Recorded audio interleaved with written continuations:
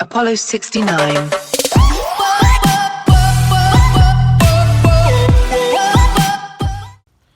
Hey guys, welcome back to another video, and today's video is going to be a little bit different than usual. So I've been having a bit of a shortage on automotive content. One, because there isn't a lot more to do for right now until after Christmas to my Explorer. Also, the weather hasn't been cooperating, and that's basically it. I've been basically on writer's block. There's not been a lot of car content I can make with the Explorer right now until more stuff comes in, which will be probably around Christmas or after Christmas. But today's video, I'm going to be going through some cool ways you can check your car's history. Now, there are multiple ways to do this. The method I'm going to be showing is do a VIN decoder. Now, there are multiple ways to do this. You can do VIN decoders, like I've said before, do VIN checks, such as through Carfax or something along those lines. And sometimes even some DDS departments offer a VIN decoder. It really depends on which state you live in. I believe my state does offer one. But for today, we'll be doing this whole VIN decoder process. I should learn this through a Chris Fix video. It's a very easy thing to do. You literally just get your VIN, and then you go online, type it in, and then bam, you've got your history. Now I'm using this to check the options on my truck. Now, a lot of people will do this to check the history records, and some sites actually offer emissions testing and crash records. Now mine, for some reason, I was in an accident last year, and every single VIN decoder I've gone through does not report the accident on there, even though it was filed on insurance and fixed by an insurance company. But for today's example, we're using my 2003 Sport Trac as our example for today. Now, obviously, I'm not going to step out in the rain because it's really, really gross outside. So like I said, the weather's not cooperating. We've been in a pretty nasty rainstorm the last couple of days. But this will be the vehicle we're using as our example. So first, I'm going to show you guys where to find your VIN and how you can use that and get it all copied. Okay, so most cars have their VINs listed right under the dashboard. Mine is listed in this little groove right here, and obviously you guys can't see it, probably because one, I probably blurred it out, and two, because the windows are actually kind of dark. But that's where you can find your VIN number. What you want to do is you want to copy that, whether it be on paper, on your phone, like I have, on my notes, on my phone, and then get to your computer. And we'll go over to there now and start with the next step. Alright everyone, so now we're on Google on our computer. So what you want to look up is your make of car. So mine is Ford, and then VIN decoder. So here we go. We get all the stuff we have here. We have our exterior dimensions, our wheelbase, overall length, height, ground clearance, curb weight, all that stuff. Your wheel diameter, which is 16s, which I don't have anymore. I have a motive 20 inches on mine now. We also get the front tire types, which are P235, 70, R16s. Mine, I believe, are 235, 50 R20s now. I have to look. We'll move on to the next category, which is our interior dimensions, which is your passenger capacity, your headroom, your legroom, your shoulder room, all that stuff. All that good stuff. Interior features, you literally only get it front air conditioning zones because the XLTs had rear air conditioning, the XLSs don't. The seating, you get buckets up front and a split bench out back and cloth upholstery, which is all correct, even though that is going to be converted probably over to leather here very soon. We also have single disc and dash CD. The XLTs again got a CD changer. Now the one thing it does get wrong is the 5-speed manual here. Mine is a 5-speed auto. They do make a 5-speed manual in case you are new to the Sport Trac community in general. The 5-speed manuals are rare on these trucks. It also says 4-wheel drive, which is also incorrect. Now the final drive ratio I would assume is correct, the 373 gears. I do want to upgrade to 410 sometime in the truck's lifespan, but I don't know when that'll be. Okay, so when it comes down to mechanical stuff, we've got the 4-liter NA V6 single overhead cam 12 valve, which is correct. Again, with the 5-speed manual, wrong. Fuel capacity 22 gallons, which is good at times. If the vehicle is better on gas, the 22 gallons would last a very long time, but the vehicles with the 4 liters are notoriously bad on gas. Mine actually averaged this last tank, not my current tank that I'm about to run out, but my last tank, around 6 miles per gallon or so, which is horrible, knowing that I don't have off-road tires. Okay, so now we're going to the safety features. Now, this is a really cool feature that VehicleHistory.com has where you can check your safety features. Now, this would be like your keyless entry is set, your cruise control, stuff like that. Or not cruise controls. The cruise control is not really a safety feature. Your keyless entry, your backup cameras, your sensors for blind spot monitoring, all that stuff would be listed here. Now, obviously, since I don't have anything but front airbags, I don't have that list out. This is where I found out that my truck does not have keyless entry, which is kind of funny since I did buy remotes under the pretenses of my friends telling me that there has to be keyless entry, but I've used several of these VIN decoders and gone through several VIN checks on the vehicle in question, and there is no keyless entry for an XLS. So we're going to talk more about now the safety ratings. Now this is another cool feature. If you're researching a car for the first time and you can get access to the car's VIN before you go and look at it, this is a great feature to use on a VIN decoder. You look at your safety ratings if you're into that kind of stuff. Now I value safety ratings, but I'm not so big on it that I'm going to cry if it has less than 5 stars.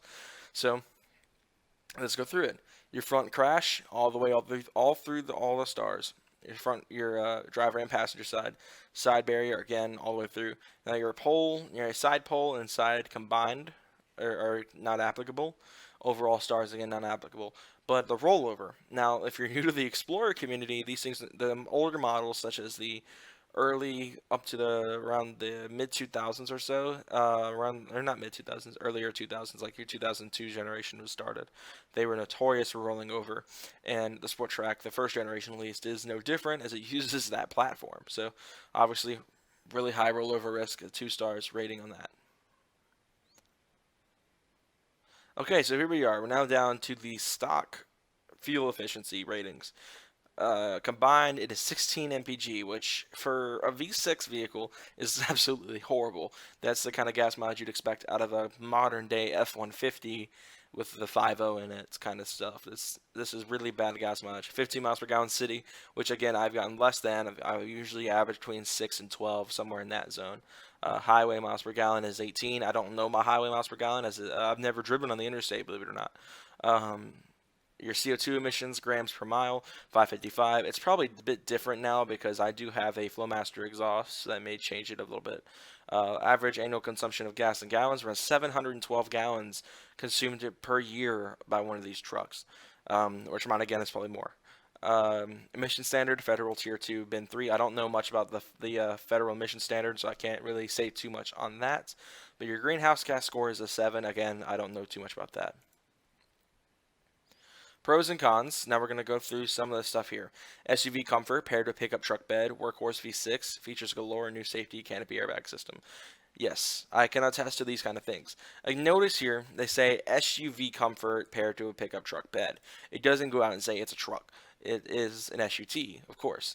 The V6 is a workhorse. The 4-liter, while it is notably notorious for having timing chain issues and being horrible on gas and thermostat housings and stuff like that, and your transmission's going out, the 4.0 is a very good motor for the mid-size truck market if you're wanting to buy mid-size. Features galore, very true again. The XLTs and Adrenalines from the first generation were notoriously packed to the rim with features.